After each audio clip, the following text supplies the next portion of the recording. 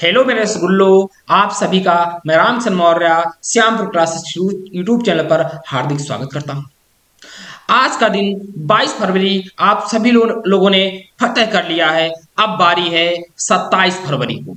वो भी सब्जेक्ट आपके सामने होगा, मैथ्स विषय, गणित सब्जेक्ट। और अब आपको गणित के आपके पास दिन क्या है? 23 फरवरी, 24 फरवरी, 25 फरवरी, 26 फरवरी। आपके पास शेष 4 दिन हैं। इन 4 दिनों में मैथ में आपको कौन कौन से सब्जेक्ट पे, मतलब कौन कौन से टॉपिक पे आपको अधिक समय देना है और किस टॉपिक पे कम समय देना है, कहां से लॉन्ग क्वेश्चन बनेंगे, कहां से 4 अंक का क्वेश्चन बनेगा, कहां से 2 अंक का क्वेश्चन बनेगा, इन सब पर मैं चर्चा करने आया हूं। देखिएगा, यह वह समय है, हर बच्चा अपनी आप की को 100% दे रहा है। हर बच्चा चाहता है कि मैं टॉप कर जाऊं, हर बच्चा चाहता है मेरे 95+ नंबर आए। पर ऐसा कैसे होगा? देखिएगा, आज के युग में, इस कंपटीशन के दौर में, वही बच्चा सफल हो पा रहा है, वही बच्चे टॉप हो पा रहे हैं जो अपना 100% दे रहे हैं और इसके साथ साथ एक बेहतरीन, एक अच्छी रणनीति पर कार्य कर रहे हैं। आज मैं उसी रणनीति पर चर्चा करने आया हूं। मैं ये भी लाया हूं कि आपके पास कितने टॉपिक हैं, ये मैं सारे लाया हूं लिख करके। ठीक है ना? तो आपके देखिएगा, जो क्लास 10 के बच्चे हैं, मैं उनसे चर्चा करने आया हूं। 5 मिनट का समय लूंगा, बहुत अधिक समय नहीं लेने वाला हूं, क्योंकि मैं भी समझ रहा हूं इस वक्त जो 5 मिनट भी होता है, यह आपके लिए बहुत अधिक है। लेकिन 5 मिनट में यदि रणनीति बना ली जाए और 4 दिन उस प्रकार किया जाए, तो यह जो 4 दिन की तैयारी होगी वो 40 दिन के बराबर होगी। मैं इसी पर चर्चा करने आया हूं। देखिएगा, सबसे पहले आपके पास 23 फरवरी, 24 फरवरी, 25 फरवरी और 26 फरवरी 4 दिन है, मैथ विषय है। और टॉपिक जो आपके पास है वह 14 टॉपिक है। देखिएगा, तो इसमें भी देखिएगा कौन से टॉपिक लॉन्ग हैं, कौन से टॉपिक शॉर्ट हैं, मैं ये भी बताने वाला हूं। मैं ये भी आपको बताऊंगा कि मैं आपका सहयोग कैसे कर सकता हूं इस ऑनलाइन माध्यम में। मैं आपको क्या 4 दिन में पढ़ाऊंगा, मैं ये भी आपको बताने आया हूं। चलिएगा, सबसे पहले मैं आपकी रणनीति बता देता हूं आपको क्या करना है, उसके बाद मैं बता दूंगा कि मैं क्या करने वाला हूं। मैं देखिएगा, मैं बहुत अधिक नहीं लाऊंगा, मैं इन 4 दिनों में 10 लॉन्ग क्वेश्चन कराऊंगा। अभी बताइए, ये भी लास्ट में बताऊंगा, आप अंत तक बने रहिएगा। चलिएगा, देखिएगा, आपके पास पहला लेसन जो है वो वास्तविक संख्याएं हैं, रियल नंबर।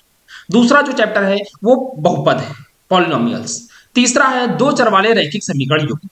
और चौथा है द्विघात समीकरण, फिर समांतर श्रेणी, त्रिभुज, निर्देशांक ज्यामिति, त्रिकोणमिति का परिचय, त्रिकोणमिति के अनुप्रयोग जिसे हम लोग ऊंचाई दूरी के नाम से जानते हैं, व्रत है, व्रतों से संबंधित क्षेत्रफल है, पृष्ठीय क्षेत्रफल और आयतन है, सांख्यिकी है और त्रिभुज है। यह 14 चैप्टर है।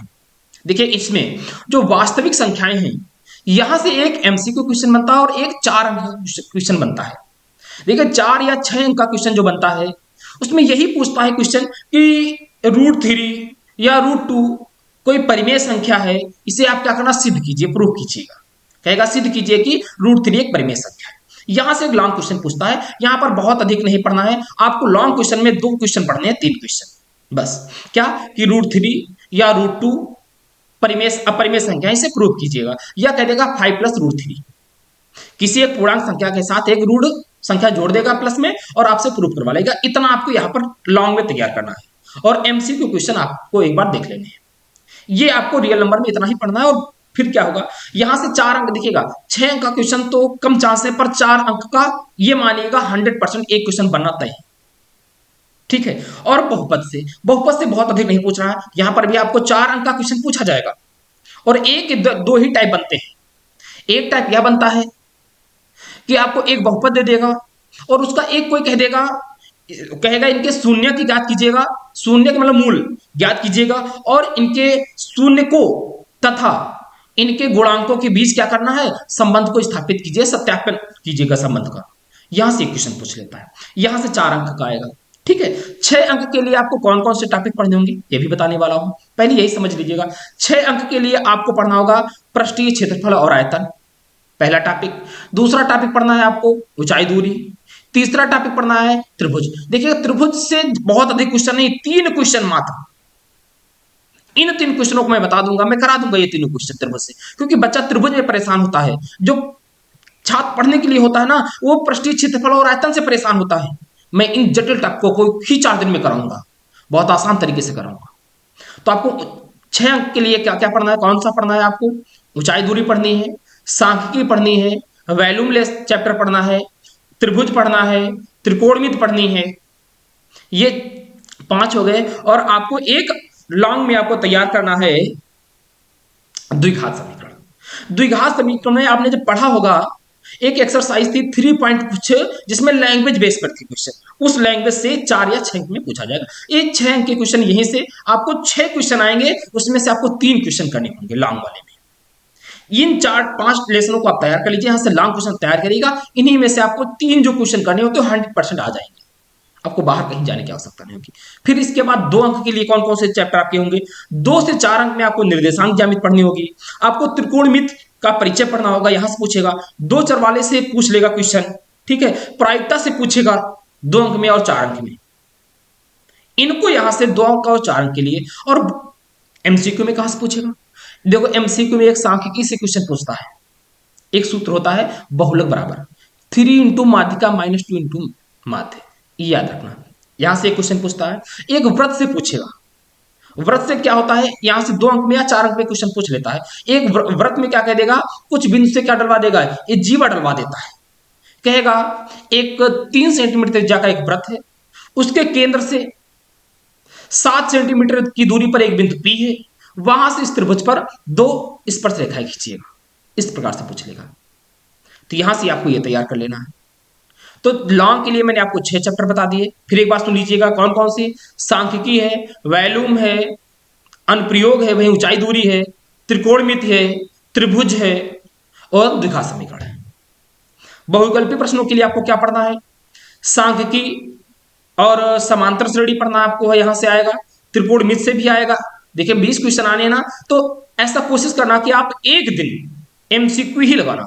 जितने 14 चैप्टर है ना, 14 चैप्टरों में देखिए बहुपद में बहुत ज्यादा है नहीं, ठीक है। मुख्य जो आएंगे द्विघात समीकरण में आएंगे, सांख्यिकी में आएंगे, प्रायिकता में आएगा, तो समांतर श्रेणी में आएंगे, त्रिकोणमिति में आ जाएंगे आपके। वृत्तों से संबंधित क्षेत्रफल में भी ज्यादा नहीं, कुछ ही है, 1-2 फार्मूलों पर, यहां से आ जाएंगे। ये चैप्टर आपको बहुकल्पी के लिए पढ़ना है, एमसीक्यू के लिए। इतनी रणनीति से आप तैयारी करेंगे। अब मेरी बात को फिर से समझ लीजिएगा, पढ़ना कब क्या है? कल 23 की तारीख को आप क्या पढ़िएगा?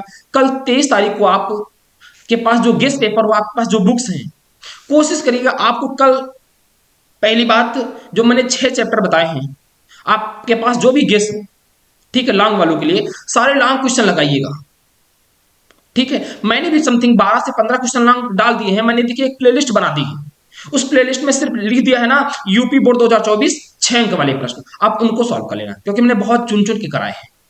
अभी करा भी दूंगा। मैं बहुत अधिक समय नहीं लेता हूं, पर जब मैं 10 मिनट की क्लास बनाता हूं, 1 या 2 लॉन्ग क्वेश्चन लाता हूं, पर मैं वो 1-2 लॉन्ग क्वेश्चन जो होंगे, एक लॉन्ग क्वेश्चन होगा अपने आप में एक टॉपिक होगा, ठीक है ना। तो देखिएगा, फिर समझिएगा, कल 21, देखो मेरी रणनीति से अगर आप काम करेंगे, मैं ये नहीं कहता हूं कि मैं बहुत कुछ सिखा सकता हूं, पर कोशिश क्या रहती है कि जो मुझे पता है, क्योंकि आप पहली बार जा रहे हैं, मैं कई बार से बच्चों को देख रहा हूं, मैं भी उसी कंडीशन से गुजरा हूं, तो मेरा ये अनुभव है। मैं जैसे आपको बताऊंगा, कोशिश रहेगी आपको बहुत उससे सहूलियत मिलेगी, आपको भी लगेगा सर ने बहुत अच्छा बताया था, ठीक है ना। तो समझिएगा, कल आपको देखिए, अब कल कोई और सब्जेक्ट नहीं पढ़ना, सिर्फ मैथ ही पढ़नी है अब 4 दिन, और किसी भी सब्जेक्ट को नहीं पढ़ना है, कोई भी प्रेशर नहीं लेना है। तो कल आपको इस वक्त देखिए पेपर का टाइम मिनिमम कम से कम 8 घंटे आपको पढ़ना ही है, इतना तो तय कर दीजिएगा, ठीक है। पहले आप कम से कम एमसीक्यू क्वेश्चन लगाना शुरू करिएगा, ठीक है। कम से कम 14 चैप्टरों में से 7 चैप्टर पहले वाले बहुविकल्पी प्रश्न लगा डालिएगा सारे, एक पास से नहीं लगाना है।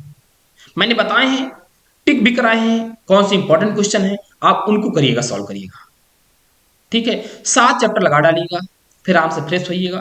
फिर दोपहर में आपको लॉन्ग क्वेश्चन लगाने हैं, फिर शाम को एमसीक्यू क्वेश्चन लगाने हैं। तो क्या होगा, कल बहुविकल्पी प्रश्न भी समाप्त हो जाएंगे, और लॉन्ग क्वेश्चन में जो 6 चैप्टर बताए हैं, समथिंग 1 से 2 चैप्टर समाप्त कर देंगे।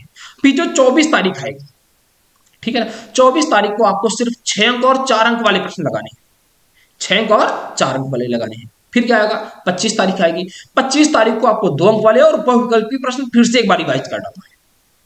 और फिर आखिरी 26 तारीख होगी, उस दिन आपको 4 अंक और 6 अंक, 4 अंक और 6 अंक, क्योंकि देखिए पेपर में 6 अंक का क्वेश्चन गलत होता है तो सीधा आप 100 से 94 पर आ जाते हैं।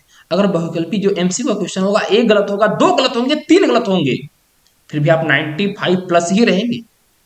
इसलिए कोशिश करिएगा कि 4 अंक का और 6 अंक का कोई भी क्वेश्चन गलत नहीं होना चाहिए।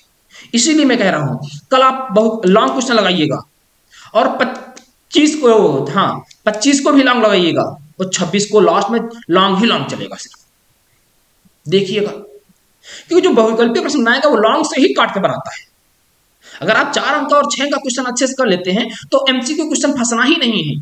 कोई नया दे दे क्वेश्चन, एक या दो टाइप का बना करके, वहां फंस सकता है, वो अलग बात है। मैंने फिर वही बात की है, एक दो क्वेश्चन पर आपको नहीं परेशान होना है, ठीक है ना। इस रणनीति से आपको कार्य करना 4 दिन। मैं आपको ये भी एक छोटी सी और 2 से 3 मिनट की क्लास बता दूंगा कि आपको कॉपी कैसे मैथ की लिखनी है और रफ वर्क कहाँ करना है, क्योंकि बच्चा ये परेशान रहता है क्योंकि इसमें रफ वर्क भी बहुत करना पड़ेगा। मैं ये भी बताऊंगा रफ वर्क कितना करना है, बहुत अधिक नहीं करना है, वरना रफ वर्क में ही टाइम चला जाएगा। क्योंकि मैथ में टाइम का मैनेजमेंट भी बहुत अपने आप में मायने रखता है। कई बार ऐसा होता है बच्चे कहते हैं सर क्वेश्चन तो मुझे आता था, सर टाइम नहीं मिला। इसलिए इन गणितों को समझना बहुत आवश्यक है, ठीक है ना फ्रेंड्स। चलिएगा, अगर ये मेरी रणनीति आपको समझ में अच्छी लगी है तो आप इसे फॉलो करिएगा और फिर कमेंट करके बताना पेपर के बाद सर आपकी रणनीति कैसी रही थी।